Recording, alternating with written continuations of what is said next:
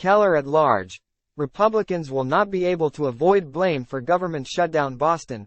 Kevin McCarthy has a problem, says Colorado Republican Representative Ken Buck, in what might be the understatement of the year so far, after the new speaker cut a spending deal with the Democrats to avert a debt ceiling crisis last spring. Government funding is now being held hostage by a handful of House Republicans who believe McCarthy gave away too much.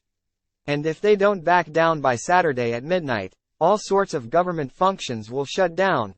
No Republican and no Democrat wants to see government shut down, says Buck, who is one of the recalcitrant members. Fact check. Not true.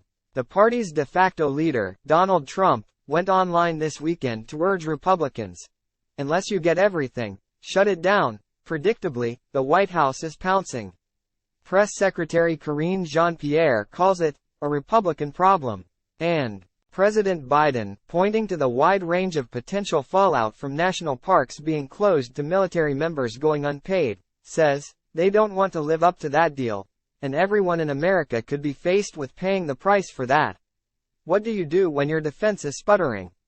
Go harder on offense. Time equals 400 ms. greater than, I've watched this president fail time and again, said McCarthy this morning as he prepared for another round of funding votes tonight.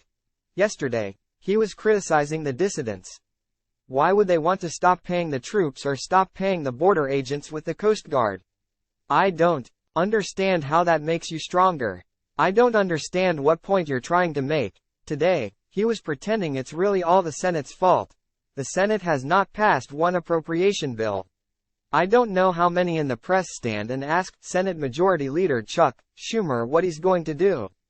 The House has continued to do their job, sure, but history shows us the only way for the party shutting down the government to avoid taking the blame is to avoid the actual shutdown.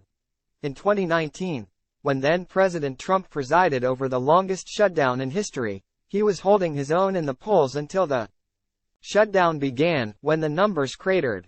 Given how nervous many voters already are about the economy, McCarthy's burst of bravado belongs in the category of whistling past the graveyard.